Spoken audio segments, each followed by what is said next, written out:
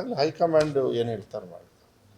ಈಗ ಸಿದ್ದರಾಮಯ್ಯ ಅವರು ಇದ್ದಾರೆ, ಅವ್ರು ನಮ್ಮ ಬಾಸು, ಒಳ್ಳೆ ಕೆಲಸ ಮಾಡ್ತಾ ಇದ್ದಾರೆ ಅಷ್ಟೇ. ಅವ್ರ ಅಡಿಗೆ ನಾವು ಕೆಲಸ ನಾವು ತುಂಬ ಚಿಕ್ಕವ್ರು ಆಗ್ತೀವಿ, ಇದಕ್ಕೆಲ್ಲ ನಾವು ಇದು ಮಾಡಬಾರ್ದು, ನಾವು ಅದ್ರ ಬಗ್ಗೆ ಚರ್ಚೆ ಮಾಡಬಾರ್ದು. ಪ್ರಶ್ನೆಗಳು ನೀವು ಯಾವಾಗ ಕೇಳಿರ್ತೀರಿ ನಿಮಗೆ ಆಸೆನಾ ಅಂತ, ನಾನು ಬಾಯಿ ಮುಚ್ಕೊಂಡು ಕೂತ್ಕೊತೀನಿ, ಕೆಲವ್ರು ದೊಡ್ಡ ಲೀಡ್ರು ಹೇಳ್ತಾರೆ ಅಷ್ಟೇ. ಅವ್ರಿಗೆ ಹಕ್ಕಿದೆ, ನಮ್ಮ ಪಕ್ಷದೊಳಗೆ ಯಾರು ಏನು ಬೇಕಾದ್ರೆ ಕೇಳೋರು. ಬಟ್ ಕೊಡೋರು ಡೆಲ್ಲಿಯಲ್ಲಿ ಹೈಕಮಾಂಡ್ ಪದ್ಧತಿ ಇದೆ ನಮ್ಮಲ್ಲಿ, ನಮಗೂ ಕೂಡ ನಾನು ಅಷ್ಟೇ ಇವತ್ತು ಕೊಟ್ಟಿದ್ದಾರೆ, ನಾಳೆ ಬೇರೆಯವ್ರಿಗೆ ಬಿಟ್ಟು ಕೊಡಬೇಕು, ಬೇರೆಯವ್ರಿಗೆ ಕೊಡಬೇಕು, ನೀವು ಕಂಟಿನ್ಯೂ ಆಗಬೇಕು ಅದಲ್ಲ. ಬಟ್ ಪ್ರಶ್ನೆ ನೀವು ಕೇಳೋಂಗಿಲ್ಲ, ಅದಕ್ಕೆ ಅವರು ಉತ್ತರ. ಸೊ ಅದು ಇರ್ತದೆ. ಪ್ರಾಸಿಕ್ಯೂಷನ್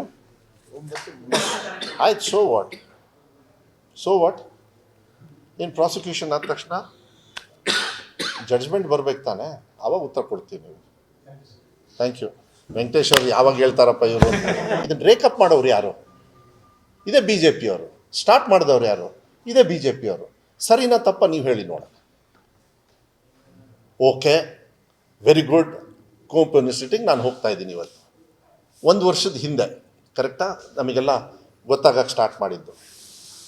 ಹಾಳು ಮಾಡಿದವ್ರು ಯಾರ್ರೀ? ಈಗ ಹೋದಾಗ ಗೊತ್ತಾಗುತ್ತೆ.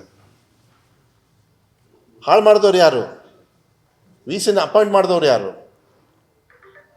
ಅಲ್ಲಿ ಕುತ್ಕೊಂಡು ಕೆಲಸಕ್ಕೆ ಬಾರದೇ ಇರೋರನ್ನ ಯಾಕೆ ಕೂರಿಸ್ಬೇಕಾಗಿತ್ತು ಅಲ್ಲಿ? ಅದೆಲ್ಲ ಹಿಸ್ಟ್ರಿ ಇದೆ, ನಾನು ಯಾಕೆ ಹೇಳಕ್ಕೆ ಹೋಗಲಿಲ್ಲ ಅಂದರೆ ಬೇಡ, ನಂತರ ಎಲ್ಲ ಇದೆ report. But I have to listen from the system ಅಲ್ಲ. ಅಲ್ಲಿ ಬಂದಿದ್ದಾರೆ ವಿ.ಸಿ, ಅಲ್ಲಿ ವ್ಯವಸ್ಥೆ ಇದೆ, ಅವ್ರ ಹತ್ರ ಹೋಗಿ ಮಾತಾಡಿ ಈಗ ನಾನು ಸ್ಟಾರ್ಟ್ ಮಾಡ್ತೀನಿ, ಮತ್ತೆ ತೊಗೊಳ್ತೀನಿ, ನಾನು ಮತ್ತೆ ಮಾತಾಡ್ತೀನಿ. ಇವತ್ತು ಮಾತಾಡಲಿಲ್ಲ ಅಂದರೆ ನಿಮ್ಮ ಹತ್ರ ಇನ್ನೊಂದು ತಿಂಗಳಾದ್ಮೇಲೆ ನೀವೇ ಕೇಳ್ತೀರಾ, ಏನು ಸರ್ 1 ತಿಂಗಳಾಯ್ತು ಏನು ಮಾಡಿದ್ರಿ ಅಂತ. 5 ವರ್ಷ 3 ವರ್ಷ ನೀವು ಕೇಳಲಿಲ್ಲಪ್ಪ, ಹೊಲಸಾದ್ಮೇಲೆ 3 ವರ್ಷಕ್ಕೆ ಈಗ ನಾವು ಒಂದೇ ಸತಿಗೆ ಎಲ್ಲ ಕಸ ಕಡ್ಡಿನ ತೆಗಿಬೇಕಂದ್ರೆ ಇಟ್ಸ್ ವೆರಿ ಡಿಫಿಕಲ್ಟ್. ಬಂಗಾರಪ್ಪವ್ರು ಮಾಡ್ಬೇಕಾದ್ರೆ ಹಾಳು ಮಾಡಬೇಕು ಅಂತೇಳಿ ಮಾಡೋದಾಗಿದ್ದರೆ ಮೋಸ್ಟ್ಲಿ ಬಂಗಾರಪ್ಪವ್ರು ಮಾಡ್ತಾನೆ ಇರಲಿಲ್ಲ. ಇವರೆಲ್ಲದನ್ನೂ ಮಾಡಿರೋದು ಹಾಳು ಮಾಡ್ಕೊಂಡು ಬಂದರೆ ಹೊರತು ಯಾವುದೂ ಉದ್ಧಾರ ಇಲ್ಲ. ಏರ್ಪೋರ್ಟ್ ಮಾಡಿದ್ದಾರೆ, ಏರ್ಪೋರ್ಟ್ ಬೇಕು, ನಾನು ಇಲ್ಲ ಅನ್ನಲ್ಲ. ನ್ಯಾಷನಲ್ ಹೈವೇ ಕಂಪ್ಲೀಟ್ ಮಾಡೋಕ್ಕಾಗಲಿಲ್ಲ, ಓಟ್ ಕೇಳಿದ್ರಲ್ಲ, ನ್ಯಾಷನಲ್ ಹೈವೇ ಕಂಪ್ಲೀಟ್ ಮಾಡಿದ್ವಿ ಅಂತೇಳಿ ಒಳ್ಳೆ ಫೋಟೋ ಹಾಕಿದ್ರಿ, ನಿಮಗೆಲ್ಲ ಕಳಿಸಿದ್ರು ತಾನೆ. ಯಾವ ನ್ಯಾಷನಲ್ ಹೈವೇ ಕಂಪ್ಲೀಟ್ ಆಗಿದೆ? ಜೂನ್ ಜುಲೈಗೆ ಮುಗಿಸ್ಬೇಕಾಗಿತ್ತು ಮೊನ್ನೆ, ನನ್ನ ಪ್ರಕಾರ. ಅವ್ನು ಕೇಳಿದರೆ ಅವ್ನು ಕೋರ್ಟಿಗೆ ಹಾಕ್ಕೊಂಡು ಆರಾಮಾಗಿ ಮತ್ತೆ ಎಕ್ಸ್ಟೆನ್ಷನ್ ತಗೊಂಡು ಕೂತ್ಕೊಂಡಾನೆ.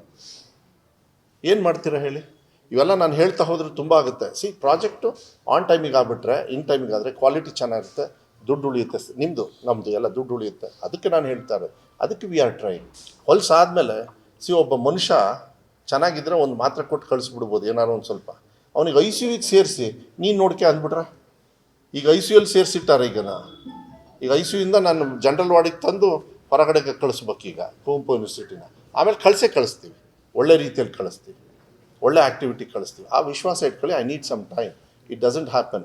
ಹೆಂಗೆ ಇಷ್ಟು ವರ್ಷದಲ್ಲಿ ಹಾಳು ಮಾಡಿದ್ದಾರೆ, ರಿಪೇರಿ ಮಾಡೋದಕ್ಕೂ ಅಷ್ಟೇ ಟೈಮ್ ತಗೋತದೆ. ಇದು ವೆರಿ ಇಂಪಾರ್ಟೆಂಟ್. ನಮ್ಮ ಶಿವಮೊಗ್ಗಕ್ಕೆ ಕುವೆಂಪು ಹೆಸರಲ್ಲಿ ಭಾಳ ದೊಡ್ಡ ಒಂದು ಯೂನಿವರ್ಸಿಟಿ ಇದೆ, ಅದು ಉಳಿಸಿ ಬೆಳೆಸ್ತಕ್ಕಂಥ ಜವಾಬ್ದಾರಿಯನ್ನು ಏನು ಬಂಗಾರಪ್ಪಾಜಿಯವ್ರು ಕಟ್ಟಿಕೊಟ್ಟಿದ್ದಾರೆ, ಕಾಂಗ್ರೆಸ್ ಅವರು ಸಂದರ್ಭದಲ್ಲಿ ಆಗಿರೋದು, ನಾವು ಒಂದು ಉಳಿಸೋದು ನಾವು ಮಾಡ್ತೀವಿ.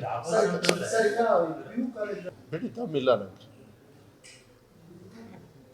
ದಮ್ಮಿಲ್ಲ, ಅದಕ್ಕೆ ಸೋತು ಕೂತ್ಕೊಂಡಿದ್ದಾರೆ. ದಮ್ಮಿಲ್ಲ ಬಿಡಿ. ನೋಡಿ, ಆ ರಾಡಿಗೆ ಮಾತಾಡಿ ನನ್ನ ಶರ್ಟ್ನೇ ಹಾಕಲಿ, ನಂದು ವೈಟ್ ಚೆನ್ನಾಗೈತಿ, ನೀವು ರಾಡಿನ ತಂದುಬಿಟ್ಟು ಮಾತಾಡಿ ಅಂದರೆ ಮಾಡಿದ ತಕ್ಷಣ ಉತ್ತರ ಕೊಡಬೇಕಂತ ರೂಲ್ಸ್ ಐತಾ? ಅದು ಹೀನವಾಗಿ ಸೋತವ್ರಿಗೆ. ಅವ್ರ ಪಕ್ಷದಲ್ಲಿ ಯಾವ ಡೋರಿಂದ ಎಂಟ್ರಿ ಆಗ್ತಾ ಇದ್ದಾರೆ ಅವರಿಗೆ ಗೊತ್ತಿಲ್ಲ, ಅವ್ರಿಗೆ ಉತ್ತರನ ಕೊಡ್ಬೇಕಾ? ನೀವೇನ್ರಿ ಪ್ರಶ್ನೆ ಕೇಳಬೇಕಾದ್ರೆ ನನ್ನ ಲೆವೆಲಿಗೆ ಕೇಳಿ, ಅವ್ರ ಲೆವೆಲಿಗೆ ಕೇಳಕ್ಕೆ ಹೋಗ್ಬೇಡಿ. ಬಂಗಾರಪ್ಪ ಅವ್ರು ಹೇಳೋದು, ನೀವು ಯಾವಾಗಲೂ ಪ್ರಶ್ನೆ ಕೇಳ್ಬೇಕಾದ್ರೆ ನನ್ನ ಲೆವೆಲಿಗೆ ಕೇಳಬೇಕಂತ. ಮಧು ಬಂಗಾರಪ್ಪಂದು ಸ್ವಲ್ಪ ಆ ಥರ ಲೆವೆಲ್ ಇಲ್ಲ, ಬಟ್ ಅವರಿಗೆ ನಮಗೆ ಹೋಲಿಕೆ ಮಾಡಬೇಡಿ. ಇಷ್ಟು ಹೀನವಾಗಿ ಸೋಲ್ದವ್ರನ್ನ ನೀವು ಅವ್ರ ಪ್ರಶ್ನೆಗೆ ನನಗೆ ಹಾಕ್ತಿರಲ್ಲ, ನಿಮ್ಮ ಕತೆ ಏನಾಗ್ಬೋದು? ನಿಮ್ಮನ್ನು ಎಲ್ಲಿಡ್ಬೇಕು ನಾನು? ಬೇಡ, ನನ್ನ ಮೇಲೆ ಮಾಡ್ತಾರೆ ಬಿಡ್ರಿ, ನೀವು ಯಾಕ್ರಿ ಕೇಳ್ತೀರಾ? ಬನ್ನಿ 12,000 ಹೇಳಿ, ಇನ್ನೂ ಸರ್ ಯಾವ ಮತ್ತೆ ರಿಕ್ರೂಟ್ಮೆಂಟ್ ಕೇಳ್ತೀರಾ ಕೇಳಿ. ರಿಯಲ್ ಎಸ್ಟೇಟು ದಂಧೆ ಮಾಡಿದವ್ರು ಯಾರು ಅಂತೇಳಿ ಗೊತ್ತಾಗುತ್ತೆ. ಇವರಲ್ಲ ಮತ್ತು ಹಿಂಗೆ ಅಂದ ತಕ್ಷಣ ಪಾಪ ಇಲ್ಲಿ ಪಕ್ಕ ಕೂತ್ಕೊಂಡು ನನಗೆ ಯಾಕೋ ಹಿಂಗಂದ್ರು.